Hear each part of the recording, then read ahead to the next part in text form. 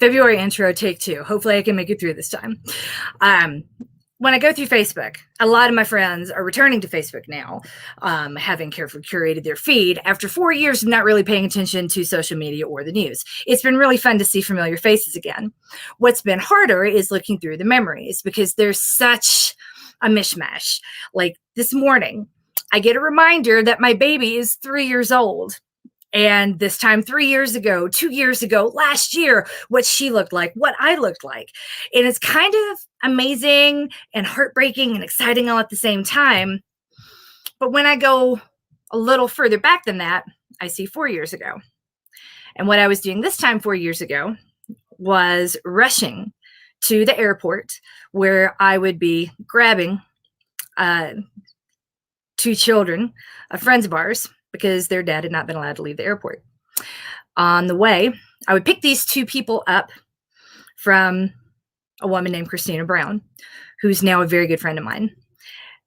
Funny enough, we had no idea 4 years ago that chance day when she walked these children out of the terminal and put them in my hands, I put them in my car and take them away, that I would spend my summer this year getting to know her really, really well. You see, Dr. Brown is actually lead general counsel for all of the refugees in the ICE detention center in Aurora.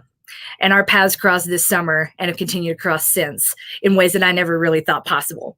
So there is beauty and humor.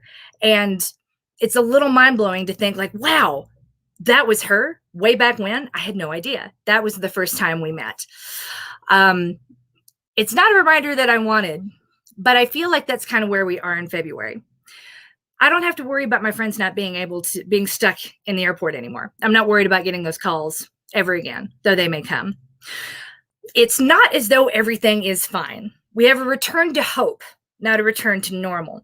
So for a whole lot of people, February is still that place where your mornings might feel a whole lot like mine. You wake up not fully traumatized, but then can be re-traumatized by something that you see, a reminder of where we've been. As a 2-time survivor of sexual assault, I can tell you this is what it's like to live with trauma. You will see reminders of your trauma in different places and have to relive little pieces of it, even though you aren't experiencing at that moment. It's a process to get on top of those really complicated feelings. So when everyone started saying, like, everything's going to be fine, it's going to be fine, like, no, it's not going to be fine.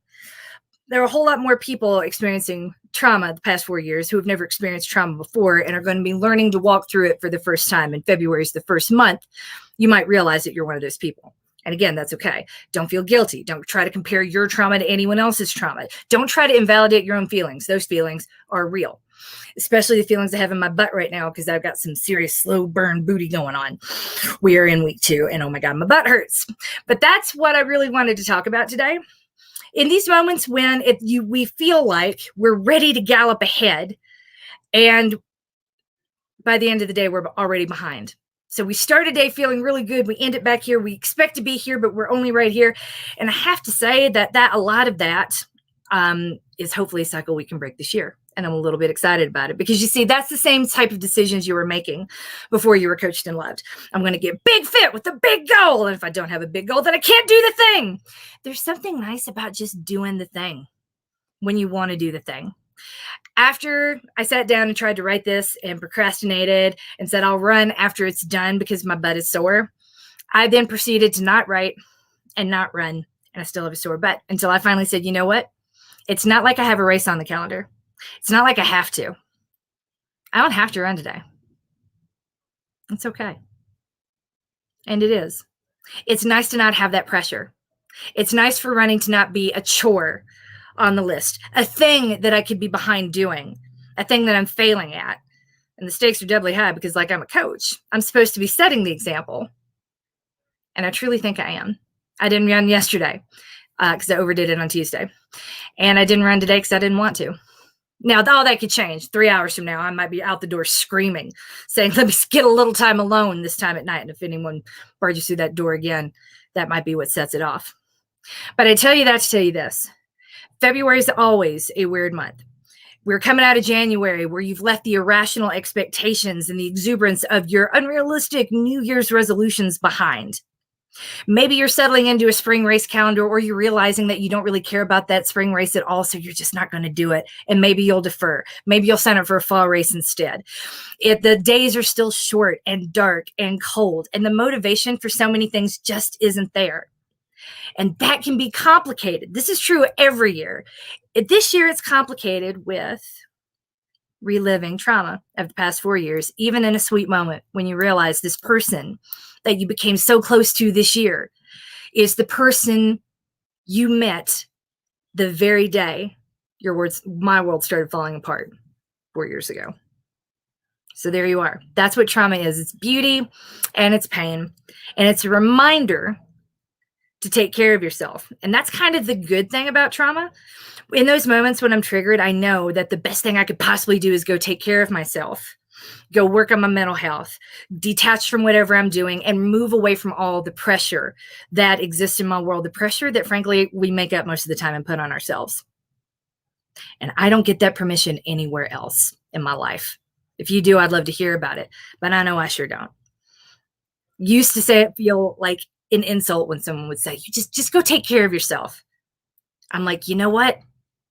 I think I will. I'm going to do it with a Moscow Mule and my husband and Game of Thrones and sweet little kisses. And I'm not going to worry about this being 4 days late, even though it's my company and I probably should. I'm not going to worry about the run that I didn't do. What I'm going to do is celebrate the fact that I'm here and that I ran 32 miles last week without thinking about it. No wonder I'm tired. I've already run 15 miles this week. No wonder I'm tired. I've carried 3 full-time jobs for the past almost year. No wonder I'm tired. I look back at what I've done and what I have carried and what I've survived, and all I can be is in awe of myself. And I sincerely hope that today, at some point in February, you're going to look in the mirror and feel the same way about you. I'm not even going to talk about the runs this month because you know what? We can float through February or we can forget in February. And if you choose to all month long, what matters is this.